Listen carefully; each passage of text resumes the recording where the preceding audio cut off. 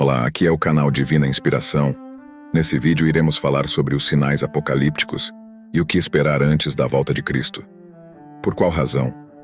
Por que é necessário o retorno de Jesus? Por que é crucial que ele volte a este mundo? Para condenar os ímpios. Tanto os apóstolos quanto o credo niceno nos recordam que Cristo virá para julgar tanto os vivos quanto os mortos. Isso é fundamental para a conclusão desta era maligna presente. A história deve culminar no dia do julgamento. A injustiça da vida exige isso. É profundamente injusto que os ímpios prosperem enquanto os inocentes sofrem. A maioria esmagadora dos crimes passa despercebida e sem punição. Caráter e circunstâncias pessoais, integridade e prosperidade, santidade e felicidade parecem ter pouca ligação entre si. O senso comum dita que o bem deve ser recompensado e o mal deve ser punido. A justiça de Deus requer isso. Sua benevolência é posta em dúvida se ele não corrigir os erros cometidos. Se ele é verdadeiramente o soberano do universo, também tem a responsabilidade de ser o juiz. Se é fato que Deus não zomba, pois tudo o que o homem semear, isso também colherá. Gálatas 6-7. Deve existir um momento de acerto de contas, quando todas as transações estiverem reconciliadas, e todos os débitos são liquidados na íntegra. Mas por que um momento de avaliação? Dado que a morte encerra as possibilidades e resolve a discrepância entre o bem e o mal, por que cada indivíduo não é avaliado no momento da passagem, mas, em vez disso, permanece em espera até que toda a humanidade esteja diante do tribunal? Lucas 16-26. E além de tudo isso entre nós e você, há um grande abismo organizado, para que aqueles que passam daqui para você não possam, nem aqueles que vierem de lá passarão. Porque é crucial que Deus seja vindicado de forma pública, sendo percebido como justo em suas escolhas sobre nosso destino. Em várias ocasiões, ele foi alvo de acusações de injustiça. Essas críticas precisam ser refutadas para que todos tenham a liberdade de afirmar, tal como Abraão disse: "O juiz de toda a terra não fará o bem?" Gênesis 18-25. Que esteja longe de você fazer isso dessa maneira, matar os justos com os ímpios, e que os justos sejam como os ímpios, isso está longe de você. O juiz de toda a terra não fará o bem? Porque era imperativo que Jesus fosse justificado diante do público. Sua crucificação representou a suprema injustiça, sendo o dia mais sombrio, literalmente, na história da humanidade.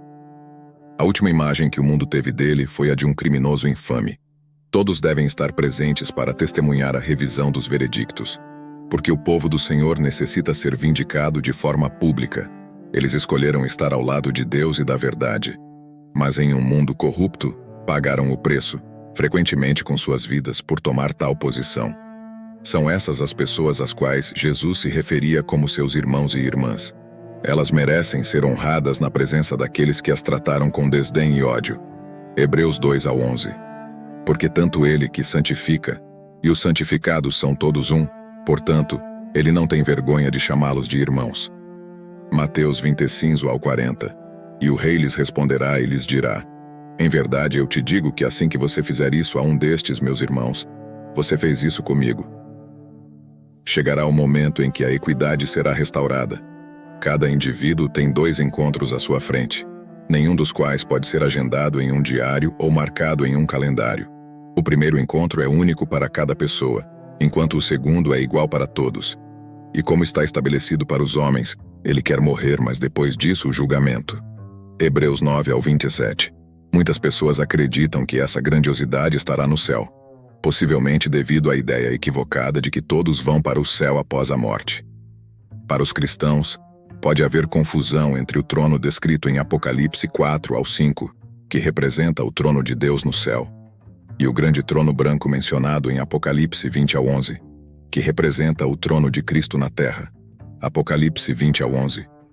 E eu vi um grande trono branco, e aquele que estava assentado sobre ele, de cuja face a terra e o céu fugiu, e nenhum lugar foi encontrado para ele. Os seres humanos serão julgados aqui na terra, o local onde viveram em transgressão. É neste ponto que seus destinos serão determinados. Como poderia um Deus Santo permitir que os pecadores entrem no céu, mesmo que seja apenas por um dia? Certamente, muitos já terão falecido e precisarão ser ressuscitados para o julgamento. A Bíblia prevê a ressurreição tanto dos ímpios, quanto dos justos. Daniel 12:2. E muitos dos que dormiam no pó da terra, despertará alguns para a vida eterna, e outros para vergonha e desprezo eterno. João 5:29. E vai sair aqueles que fizeram o bem para a ressurreição da vida, e aqueles que fizeram o mal para a ressurreição da condenação. Atos 24:15. E tenham esperança em Deus, pois eles também permitem que haverá uma ressurreição dos mortos, tanto dos justos quanto dos injustos. Hades, o local onde residem as almas que partiram, soltará seus habitantes para retornarem à forma física. Seja qual for o destino final dos corpos, seja sepultados, cremados ou perdidos no mar, todos ressurgirão diante de seu juiz mais uma vez na terra. Apocalipse 20, do 12 ao 13. E eu vi os mortos, grandes e pequenos, ficou diante do trono, e os livros foram abertos. Foi aberto outro livro, que é o livro da vida.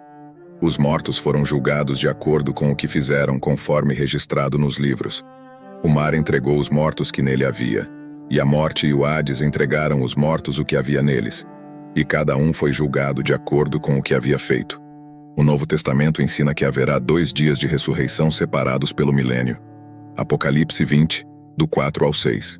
E eu vi tronos e eles se sentaram neles, e eles receberam julgamento.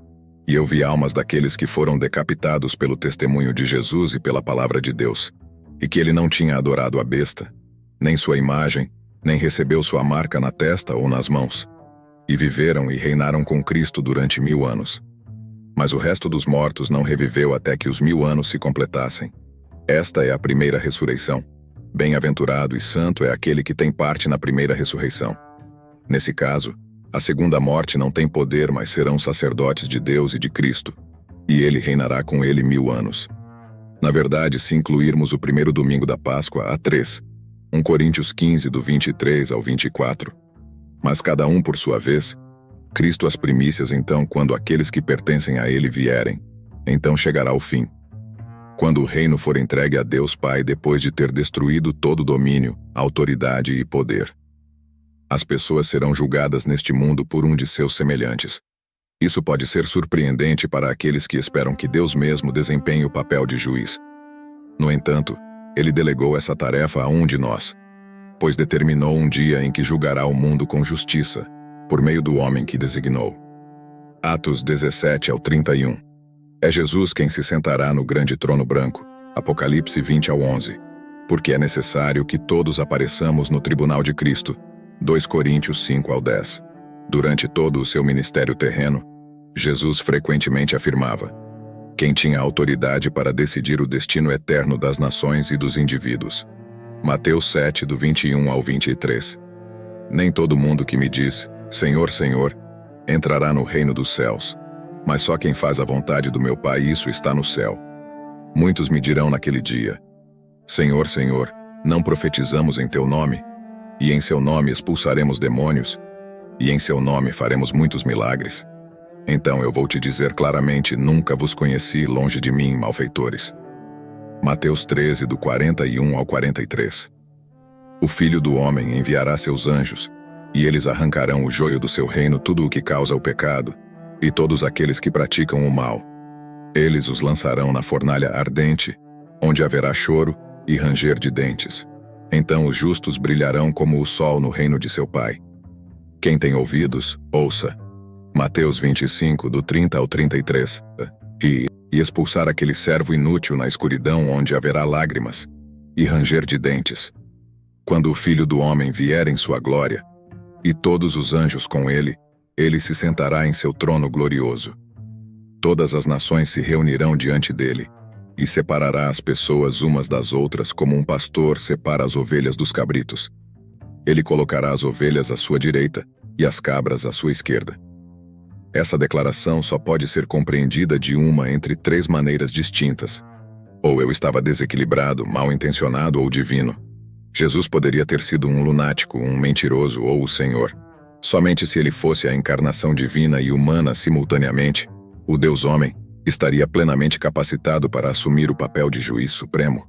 Ele já fez todo o possível para nos resgatar do iminente julgamento. Graças à sua dualidade, Jesus é capaz de administrar justiça imparcialmente.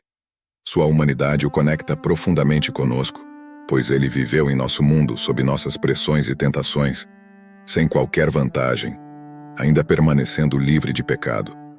Sua divindade, por outro lado, concede-lhe conhecimento perfeito. Ele nos compreende completamente, incluindo nossos pecados ocultos, palavras descuidadas, motivos escondidos e emoções mais profundas. Todas as suas decisões serão completamente justas. Além disso, ele levará em consideração nosso entendimento ou ignorância do que é certo e errado, aos olhos de Deus. A Bíblia afirma claramente que seremos julgados de acordo com a luz que recebemos. Se tivermos a plena luz do Evangelho, a luz parcial dos 10 mandamentos, ou mesmo uma luz tênue que brilha através da criação externa e da consciência interna, será levado em conta no julgamento final. Romanos 1-20 declara que, desde a criação do mundo, as características invisíveis de Deus podem ser percebidas claramente através das obras criadas. Suas qualidades eternas, seu poder e divindade, são compreendidos por meio das coisas que ele criou, deixando a humanidade sem desculpas. Romanos 2, do 12 ao 16, ensina que todos aqueles que pecam sem a lei também perecerão sem a lei, e aqueles que pecam sob a lei serão julgados por ela. Não são apenas os que ouvem a lei que são justos aos olhos de Deus, mas aqueles que a obedecem serão considerados justos. Mesmo os gentios que não têm a lei mostram por natureza que compreendem as demandas da lei. Eles se tornam uma lei para si mesmos, mesmo que não tenham a lei escrita, demonstrando que os requisitos da lei estão gravados em seus corações. Sua consciência testemunha isso às vezes acusando-os e em outras ocasiões defendendo-os. Este julgamento ocorrerá no dia em que Deus revelará os segredos das pessoas através de Jesus Cristo, de acordo com o que é ensinado no meu Evangelho. Além disso, cada detalhe de nossas vidas será revelado.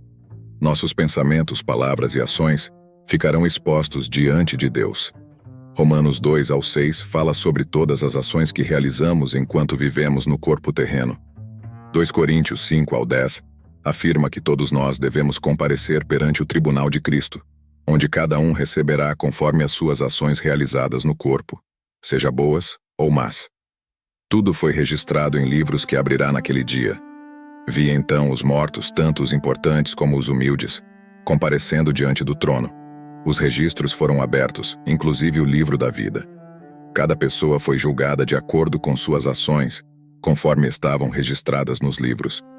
Apocalipse 20-12 indaga: qual veredicto poderia existir além do culpado? Aqueles que sempre agiram conforme sua consciência, mesmo quando seu único guia era ela própria, são condenados. Eles evitaram as mesmas coisas que apontaram e condenaram nos outros. Mateus 7-1 nos lembra que ninguém é completamente bom. Não há uma única pessoa que sempre faça o bem.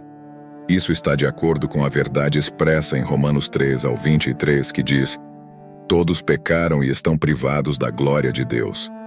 Nenhum de nós viveu de acordo com a vontade de Deus, nem mesmo alcançando o melhor de nós mesmos, ou o que sabíamos que éramos capazes de ser. A consequência disso é uma existência condenada, uma vida morta ainda em andamento, em um lugar chamado inferno. Nesse estado somos separados de Deus, a fonte de todo o bem, excluídos do novo céu e terra, e trancados junto com o diabo, demônios e todos os que compartilham seu ódio contra o Criador. Corpo e alma são atormentados incessantemente, dia e noite, para sempre, no lago de fogo, enquanto enfrentamos a angústia e a frustração de saber que as oportunidades perdidas nunca serão recuperadas. Não é de surpreender que Jesus tenha descrito tal destino com horror, alertando seus discípulos sobre o perigo iminente e mostrando-se disposto a se sacrificar para salvá-los desse destino inevitável.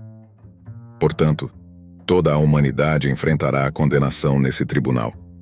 Se considerarmos a cena novamente, além dos inúmeros volumes biográficos, encontramos a menção de outro livro, o livro da vida, Apocalipse 20-12.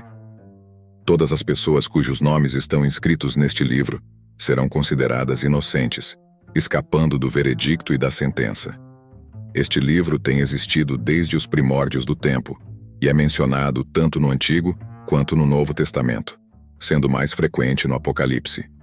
Em Êxodo 32, do 32 ao 33, Moisés suplicou: por favor, perdoa seus pecados. Caso contrário, risca-me do livro que escreveste. O Senhor respondeu que apagaria do livro quem pecasse contra ele. Os nomes são registrados pelo próprio Deus. É uma lista das pessoas confiadas a seu filho, como indicado em João 17:6. Como resultado, é conhecido como o livro da vida do Cordeiro. Apocalipse 21:27. Nada impuro entrará, apenas aqueles cujos nomes estão escritos no livro da vida do Cordeiro. Como eles se tornaram elegíveis para a inclusão? Colocaram sua fé em Cristo como Salvador, foram guiados por essa fé, acreditaram e obedeceram aos mandamentos de Deus. Suas ações demonstraram essa fé. Vale ressaltar que a verdadeira fé não é um único ato, mas uma jornada contínua. A essência de acreditar em alguém é persistir na crença, independentemente das circunstâncias. Em hebraico e grego, fé e fidelidade são palavras idênticas, conforme Abacuque 2:4. Os justos viverão pela fé, significando que aqueles considerados justos por Deus sobreviverão por meio da fidelidade. Os heróis da fé do Antigo Testamento continuaram vivendo pela fé mesmo após a morte. Contudo, é possível afastar-se da fé, afundar como mencionado em 1 Timóteo 1, do 19 ao 20. Mantendo a fé e a boa consciência, alguns rejeitaram e naufragaram na fé. Entre eles estão Himeneu e Alexandre, a quem entreguei a Satanás para que aprendam a não blasfemar. Deus, conforme revelado a Moisés, pode excluir nomes do livro da vida em resposta ao pecado, conforme Êxodo 32-33.